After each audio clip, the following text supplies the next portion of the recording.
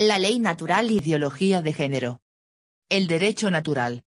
Conjunto jerárquico de valores supremos de carácter jurídico, que prevalecen históricamente en la conciencia de la sociedad total organizada como Estado, y no ha sido formulado normativamente. Los filósofos y juristas de la antigüedad y la escuela clásica del derecho natural lo concibieron como un cuerpo de reglas eternas, absolutas, universales e inmutables, establecidas por la razón natural humana o reveladas por Dios.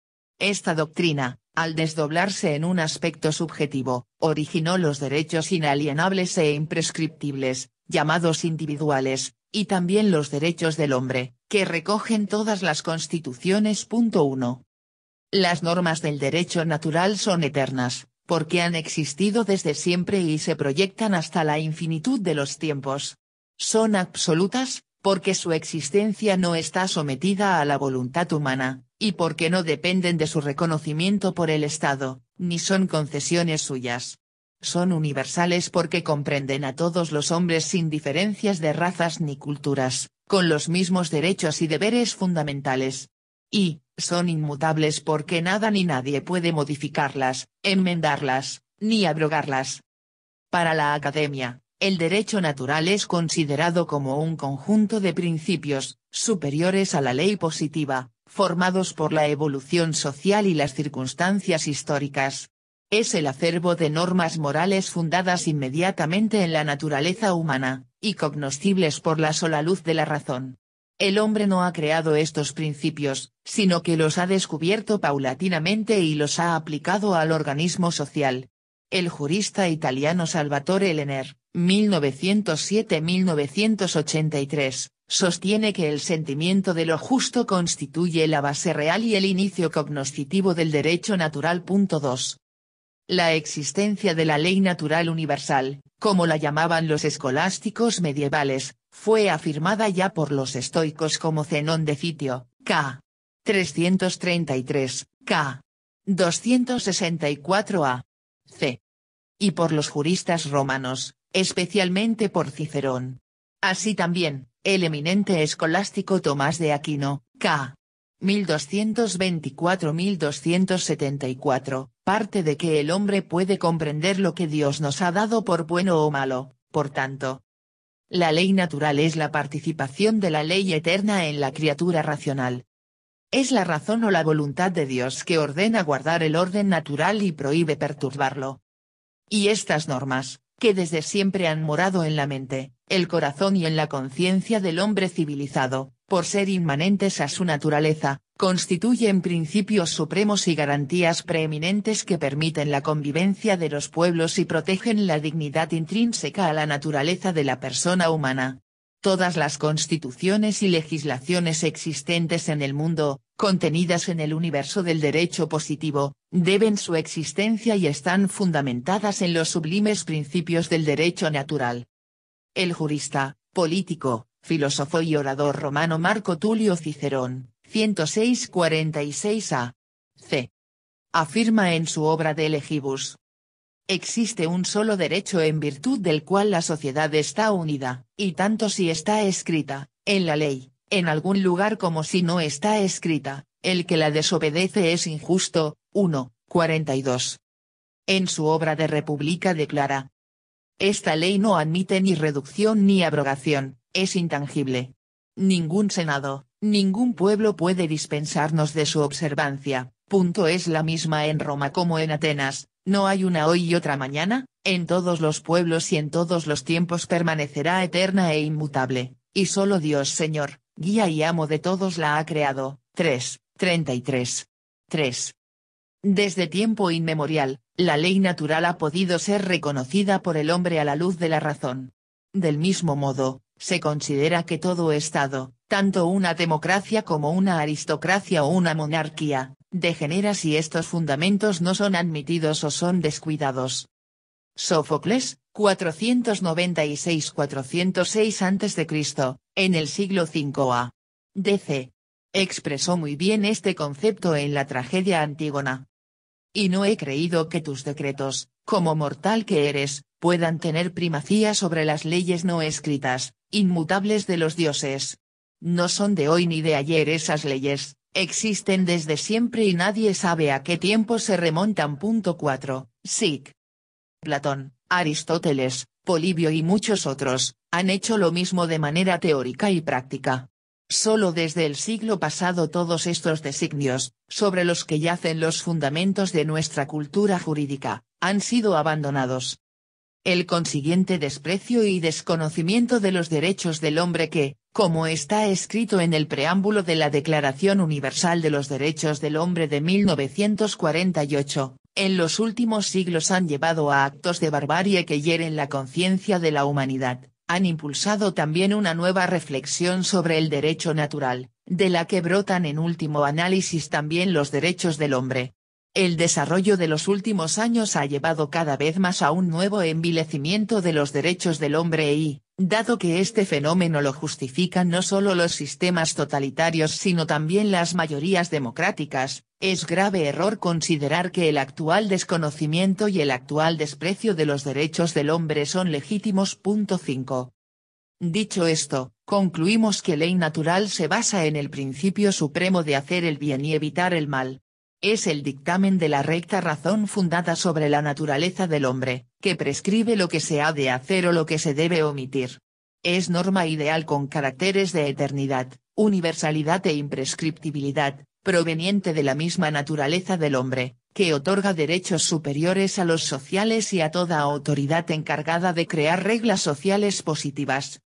A diferencia de la ley positiva que es un permanente debe ser, la ley natural sintetiza una realidad de experiencia, señala aquello que es y que acontece, es decir, aquello que es así y que no puede dejar de ser, o ser de otra manera, principio de la razón suficiente de Wilhelm Leibniz, 1646-1716.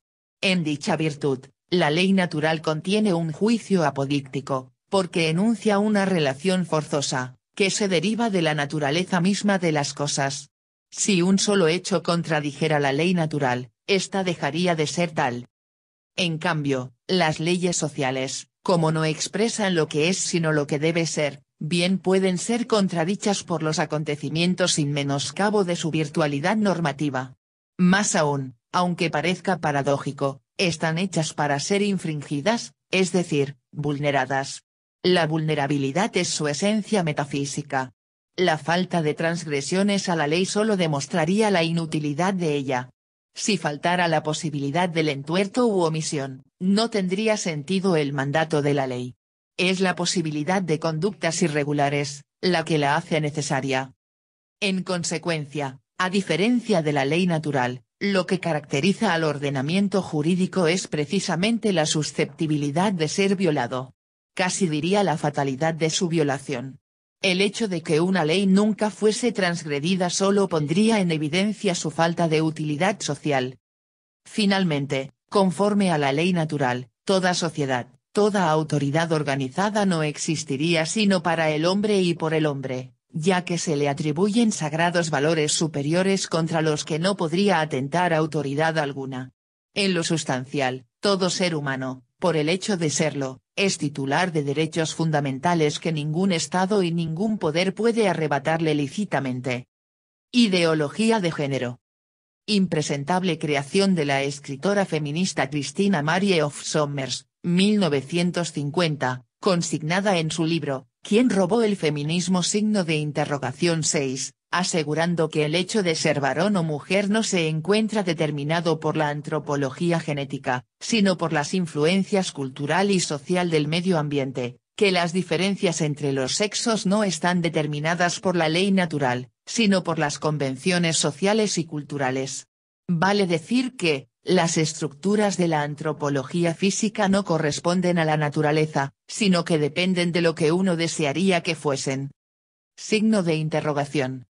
Para la iconoclasta y fanática ideología de género, no existen sexos sino roles que se van construyendo para sustituir completa y definitivamente a la biología. Sostiene además, que el rango de identidades sexuales y de género, caen fuera de los binarios convencionales hombre/mujer y homosexual/heterosexual. 7 Que existen solo orientaciones sexuales que el ser humano puede cambiar en la vida tantas veces como quiera y en el momento que quiera. Sostiene este despropósito, que el término sexo se refiere a la naturaleza y que, en este sentido, solo existen dos posibilidades, ser hombre o ser mujer. En tanto que el vocablo género permite una amplia diversidad facultativa para diversas pluralidades. Este aberrado ideario, proyectado al mundo a través de la IP Conferencia Mundial de la ONU sobre la Mujer Pekín, 1995-8 pretende integrar la formación de la niñez y la juventud a través de una enseñanza literalmente promiscua, contraviniendo a los principios axiológicos de la ley natural, y a los fundamentos esenciales de la ciencia de la pedagogía.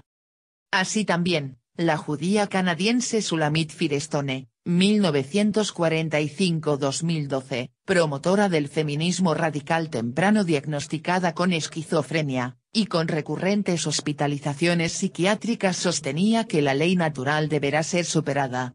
En su libro La dialéctica del sexo, la insana Firestone afirma que los sexos no existen sino que son simplemente roles, opciones u orientaciones sexuales que se pueden adoptar conforme a la libre determinación de la especie. Los niños tienen todos los derechos legales, sexuales y económicos, sus actividades educativas/laborales no son diferentes de las de los adultos. Durante los escasos años de su infancia, hemos reemplazado la psicológicamente destructiva paternidad de uno o dos adultos arbitrarios, por la difusión de la responsabilidad del cuidado físico sobre un gran número de personas. El niño todavía puede formar relaciones íntimas de amor, pero en lugar de desarrollar una estrecha relación con una autoritaria madre y padre, el niño puede formar ahora lazos con personas de su propia elección, de cualquier edad o sexo. Por lo tanto, todas las relaciones entre adultos y niños han sido elegidas mutuamente. 9. SIC. Si el niño puede elegir relacionarse sexualmente con los adultos, incluso si él debe escoger a su propia madre genética, no habría razones a priori para que ella rechace los avances sexuales, debido a que el tabú del incesto habría perdido su función. Las relaciones con niños incluirían tanto sexo genital como el niño sea capaz de recibir, probablemente en consideración mayor de lo que ahora creemos, porque el sexo genital ya no sería el centro de la relación, pues la falta del orgasmo no presentaría un serio problema. El tabú de las relaciones adulto/niño y homosexuales desaparecería. 10. SIC. De esta nefanda aberración se derivan, entre otras, las también extraviadas variedades como las opciones masculinas y femeninas llamadas heterosexual, homosexual, bisexual y transgénero. La llamada ideología de género, por ser una moderna secta fundamentalista, no admite diálogo ni argumentación contraria. Afirma que la condición humana se encuentra yuxtapuesta a la naturaleza, y que no se puede justificar la continuación de un sistema discriminatorio por el sexo conforme a los orígenes naturales. Considera a la familia como la fuente de la represión psicológica, económica y política. 11, y por lo tanto justifica el incesto como un mecanismo para destrabar los vínculos afectivos y el estado de dependencia entre padres e hijos. Signo de interrogación.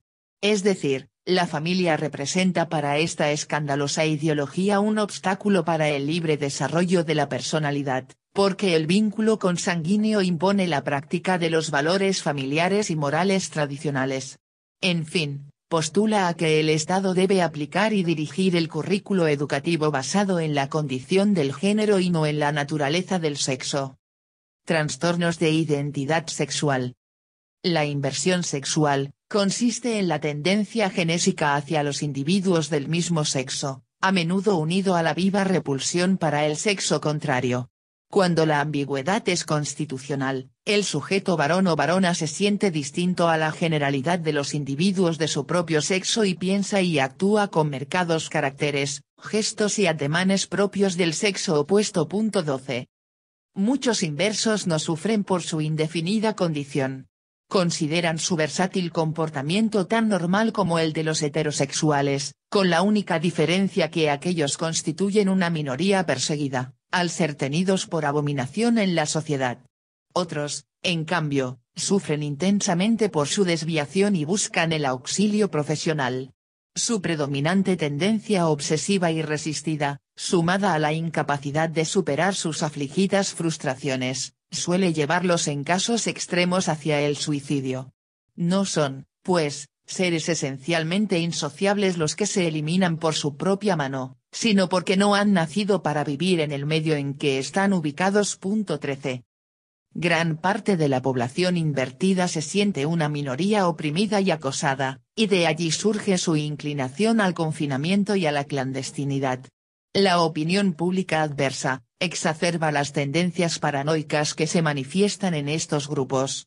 Aún en los países de legislación liberal, al respecto, como Francia e Italia y la mayoría de los países latinoamericanos, el tema continúa siendo tabú, prefiriendo ignorar esta inquietante situación, que afrontarla y luchar para corregirla. Al lado de la homosexualidad, se ubica otro estereotipo llamado disforia de género, conocidos también como trastornos por conducta sexual compulsiva, denominaciones dadas por la World Psychiatric Association, caracterizados por fracasos repetidos para resistirse a impulsos, deseos o antojos a pesar del perjuicio a más largo plazo. Ambas categorías rebuscadas, incluidas en la nosología de las personalidades psicopáticas, muchas veces con peculiares y afectados rasgos somáticos, han promovido un especial espacio en la sociedad contemporánea con su perfilado estilo, su modulado lenguaje, sus trajes estrafalarios y abigarrados, sus hacinados sitios de frecuentación llamados de ambiente, sus particulares principios de solidaridad, y su muy especial código de honor. La sodomía y la disforia encuentran su lugar natural en grupos de individuos del mismo sexo, obligados a una cierta reclusión aunque sea temporaria o transitoria, como en las instituciones cerradas, internados, cuarteles, reformatorios, presidios que hacen posible la liberación de la neurosis sexual reprimida. Pero este comportamiento perturbador, de descontrol de los impulsos y de sesgada conducta, florece también en ciertas profesiones o artes que parecen exacerbarlo. Junto a homosexuales y disfóricos respetables que se encuentran principalmente en los sectores políticos, eclesiásticos, literarios y artísticos, existe todo un submundo de inadaptados sociales y de irregulares que frecuentan los bajos fondos, los bares y los lugares de acceso a las grandes ciudades. En estos medios florece la peor promiscuidad, mucho más difundida de lo que normalmente se cree. La relación especial que se establece, crea una atmósfera frívola y torturada que resulta un magnífico ambiente propicio para la criminalidad en sus más variadas formas, especialmente la extorsión, el homicidio y el robo. Empero, en muchos casos, destacados personajes bifrontes llegan hasta el final de sus vidas con la máscara puesta en sus rostros reversos, lo que les permitió siempre camuflarse cómodamente en la vida social, política y religiosa de la comunidad, aun de las sociedades más conservadoras. Por último, debemos precisar que todas las reclamaciones altisonantes de las agrupaciones disfóricas y sodomíticas, demandando respeto por los derechos humanos de su fallida condición, devienen ilusorias, puesto que los derechos humanos constituyen el trasunto de la ley natural. 14 La pretensión de que la naturaleza les reconozca su condición antinatural, es opuesta a lo posible. La falacia jamás puede prosperar por la proposición contradictoria implícita en su requerimiento. La pretendida y disparatada argumentación del sofisma y del absurdo, son más que evidentes. Adecuada respuesta. Si la tendencia a la inversión sexual o a la disforia de género, de indubitable determinación genética, se manifiesta desde la niñez, la criatura necesitará la especial atención de la familia y de los poderes públicos destinada a conjurar el desvarío y el estigma. Considerando la inversión y el trastorno de la identidad como desviaciones de los naturales impulsos emocionales y físicos. 15. Postulo a que la solución del problema debe buscarse en el campo de la psicopedagogía más que en el médico o legal. El impúber indefinido y el disfórico, requieren de necesidades educativas especiales. Informe Warnock de 1978 que garantice su integración social, física y funcional, toda vez que su mismo desorden de neurosis psicofísica los despoja de los sentimientos de culpa y de autocrítica. En tal virtud, deberán ser sometidos a un tratamiento psicopedagógico con adaptaciones curriculares y metodologías o estrategias de trabajo, y con una formación diferencial basada en los valores ordenantes del modelo solidario holístico, dignidad humana, respeto de la persona, rol de las formaciones sociales donde se desenvuelve su personalidad, y el reconocimiento de los derechos de la familia como sociedad natural. 16 Así se infiere de lo previsto en la Convención de los Derechos del Niño sección 23.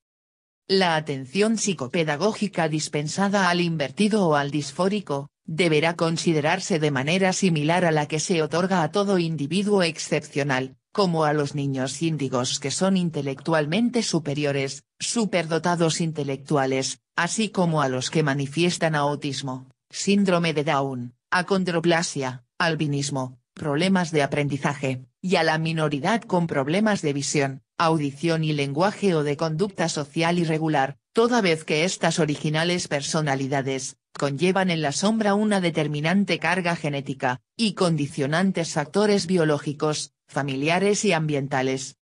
El Estado está obligado, por su función tuitiva, a asegurar los recursos y equipos pedagógicos necesarios para proveerles una educación inclusiva y especializada, y a proporcionarles todo el apoyo y los medios técnicos y humanos, con la finalidad de lograr la completa definición de su autoestima como varón o mujer. Y desde una terapia ocupacional propia de su sexo natural, proveerles de un tratamiento individualizado destinado a su rehabilitación e integración social a través de calificados preceptores psicopedagogos con excelencia académica en educación especial y en educación social. Estos destacados maestros serán los encargados del proceso de detección, orientación y seguimiento, para cuyo efecto se empleará financiación y recursos destinados a la profesionalización especializada del magisterio y al sostenimiento de centros educativos especiales, como ya lo han hecho Alemania, Bélgica, Holanda y Luxemburgo. Tengamos presente que el invertido y el disfórico congénitos no son delincuentes ni pervertidos, sino individuos con personalidades atípicas y por tanto diferentes y especiales, que abandonan su condición natural para pasar a otra que los desvirtúa, que regulan su conducta en base a la realización de sus deseos, sin considerar los sentimientos, la dignidad individual y el respeto al prójimo, o también por la carencia de los elementos moderadores habituales. 17. La peligrosidad o influencia morbosa de los individuos postergados, comienza cuando por su compulsión obsesiva llevan a otros a participar de su reprobada desviación, y cuyas incursiones en el terreno de la criminalidad son determinadas por la atmósfera particular que crea a su alrededor, y a la cual también la sociedad lo relega. La ley no puede ni debe castigar la aberración, pero sí debe arbitrar medios psicopedagógicos para obligarlo a integrarse socialmente e impedir que el trastorno de su personalidad incite a otros a participar de su extravío. En conclusión, el Estado no debe obligar a que el alumno deficitario, y expuesto al rigor de un escenario descalificador, de vejámenes y escándalo público, se ajuste al marco del sistema educativo en el que se encuentra comprendido hasta ahora, sino al contrario, ajustar el propio marco del sistema educativo a la diversidad de su alumnado en permanente riesgo de acoso psicológico. Con mis hijos no te metas. El día 05 de marzo último, en varias ciudades de la República de Perú se llevó a cabo la multitudinaria marcha de padres de familia, educadores, políticos, religiosos e intelectuales, denominada Con mis hijos no te metas, protestando airadamente y al unísono contra la denominada ideología de género, incluida por la RM 281-2016 Minedu, en la página 16 del Currículo de Educación Básica Nacional del presente año. Todas las personas, independientemente de su identidad de género, tienen el mismo potencial para aprender y desarrollarse plenamente. Si bien aquello que consideramos femenino o masculino se basa en una diferencia biológica sexual, estas son nociones que vamos construyendo día a día, en nuestras interacciones. La conciencia social representada por el citado colectivo, obedecía a un espíritu común que reclamaba el respeto a sus fueros, que los sintieron profanados por la intervención del Estado a través del nugatorio Decreto Legislativo 1323 publicado el 06 de enero del año en curso, pidiendo su derogación. Asumía que el Estado estaba promoviendo la inversión sexual y enseñaba a sus hijos que ser niña o niño era lo mismo y que, además, podían escoger su sexo y no ser como naturalmente habían nacido, que tenían muchas más opciones que de hombre o mujer y, por último, podían usar indistintamente el baño escolar para ambos sexos. El Ministerio de Educación de manera inopinada, a través del material didáctico destinado al educando peruano, transgredía el rol formativo de la familia, obligando a sus hijos a cómo tienen que crecer, pensar, sentir y hacer. El Estado peruano había incluido cuestionados contenidos de ideología de género en el currículo escolar para la educación estatal y privada, estremeciendo de esta manera la estructura moral de la conciencia colectiva peruana, y de los principios científicos de la pedagogía, el mayor designio axiológico de la civilización. La familia es la institución social básica en la que se cumplen todos los fines de la vida. Acompaña la historia del ser humano desde el vientre materno, y representa la primera entidad de tipo orgánico y la célula inicial del Estado y del poder político. Es el pilar que fundamenta la posibilidad de identificación e inscripción individual, sexual, familiar, social y cultural de cada individuo en crecimiento. Muchos acontecimientos de la vida social del menor se desarrollan en el hogar, y encuentran allí su marco natural. La educación que recibe un niño en el seno de su familia constituye un derecho inalienable que está canalizado por las garantías que instrumenta la Convención de los Derechos del Niño, que son derechos humanos, adoptada el 20 de noviembre de 1989 por la Asamblea General de las Naciones Unidas, y suscrita por el Perú el 26 de enero de 1990.18. Y si esto es así, el Estado peruano tiene la obligación de honrar, haciendo suyo, los mandatos contenidos en los fascículos internacionales, elevados a la categoría de norma fundamental, que velan por el principio del interés superior de los menores, haciendo subyacentes a los deseos, apetencias e intereses extraños. Así está reconocido por el Comité de los Derechos del Niño,